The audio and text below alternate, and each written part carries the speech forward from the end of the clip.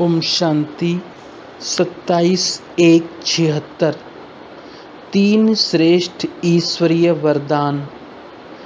Ever healthy, wealthy, happy बनने का वरदान देने वाले वरदाता, रूहानी नज़र से निहाल करने वाले रूहानी पिता, रंक से राजा बनाने वाले परम शिक्षक और सूली को कांटा करने वाले सद्गुरु शिव बाबा बोले, आज अति पुराने से पुराने सो नए बच्चे अपने निजी स्थान व अपने साकार स्वीट होम मधुबन स्वर्गाश्रम में मिलने का जन्मसिद्ध अधिकार प्राप्त कर हर्षित हो रहे हो।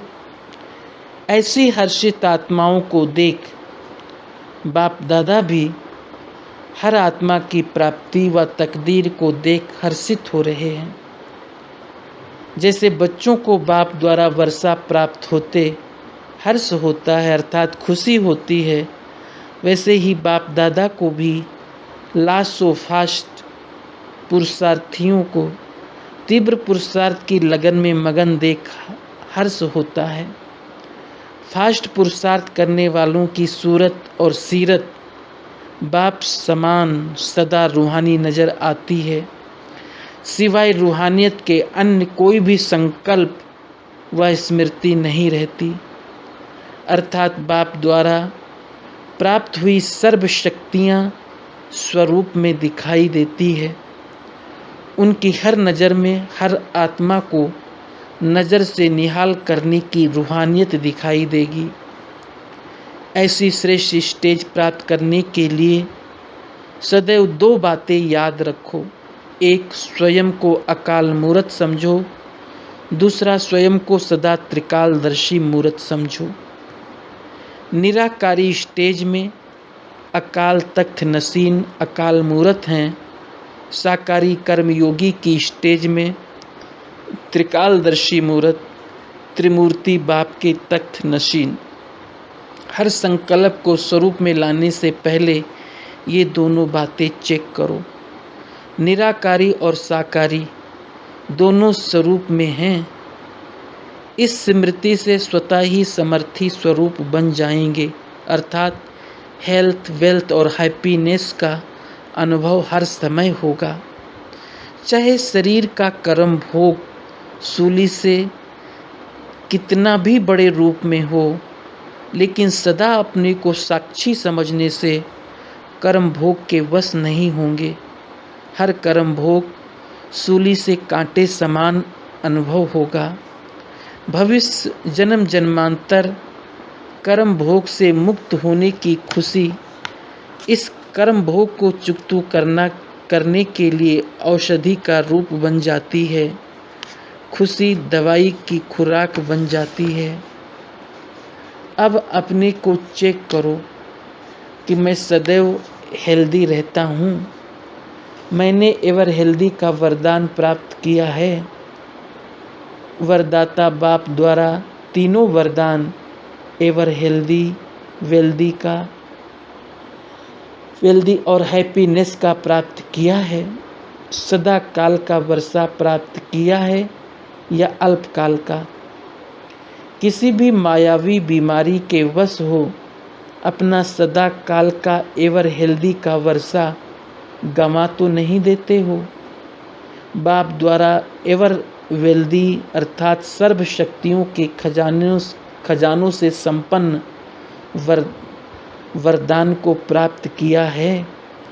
सर्व खजानों के मालिक अनुभव करते हो, अर्थात अप्राप्त कोई भी वस्तु नहीं देवताओं के खजाने में। ये गायन तो है, लेकिन देवताओं से भी श्रेष्ठ ब्राह्मणों का गायन है। अप्राप्त कोई शक्ति नहीं ब्राह्मणों के खजाने में। ऐसे एवर वेल्दी अनुभव करते हो।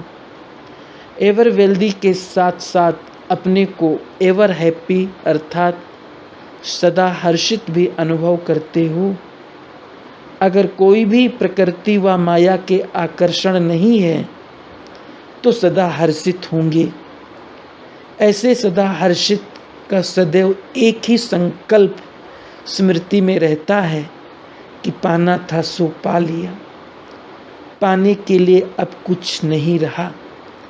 ऐसे संकल्प में स्थित रहने वाले की अर्थात एवर हैप्पी की निशानी क्या होगी? सदा हर्षित रहने वाला मन, वाणी और कर्म से सर्व आत्माओं को सदा खुशी का दान देता रहेगा। किसी भी आत्मा के प्रति बाप समान दुख हरता, सुख करता, सदा बेगमपुर का बादशाह अनुभव करेगा। बादशाह अर्थात दाता। ऐसे हर्षित मुख रहने वाली आत्मा के हर संकल्प के वाइब्रेशंस द्वारा, एक सेकंड की रूहानी नज़र द्वारा, एक सेकंड के संपर्क द्वारा, मुख के एक बोल द्वारा दुखी व गम में रहने वाली आत्मा अपने को सुखी व खुशी का अनुभव करेगी।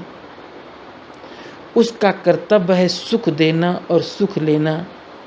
जैसे प्रजा अपने योग्य राजा को देख खुश हो जाती है, ऐसे एवर हेल्दी, वेल्दी और हैप्पी आत्मा को देख कैसी भी दुखी आत्मा सुख का अनुभव करेगी। अप्राप्त आत्मा दाता को देख प्राप्ति की खुशी में झूमने लगेगी। ऐसे अपने को अनुभव करते हो। देने वाले दाता के बच्चे बाप समान दाता हो या भगत के समान लेने वाले हो, या लेना और देना साथ साथ चलता है। लेना है ही देने के लिए, खजाना है बांटने के लिए और विश्व कल्याण के लिए। हर सेकंड लेने के साथ साथ देने वाले दाता भी बनो, तभी विश्व कल्याणकारी कहला सकेंगे। अपना लेने और देने का पोता मिल चेक करो। जितना लेना है उतना लेते हैं और लेने के साथ साथ जितना देना है उतना ही देते हैं। लेना और देना साथ साथ और समान है। ऐसे विश्व कल्याणकारी ही विश्व महाराजन बन सकते हैं। अच्छा, ऐसे महादानी सर्व प्राप्तियों द्वारा सर्व आत्माओं को संपन्न बनाने वाले, भिखारी को अधिकारी बनाने वाले, निर्बल को शक्तिशाली बनाने वाले, एवर हेल्दी, वेल्दी और हैप्पी आत्माओं को, सर्वश्रेष्ठ आत्माओं को बाप दादा का याद, प्यार और नमस्ते।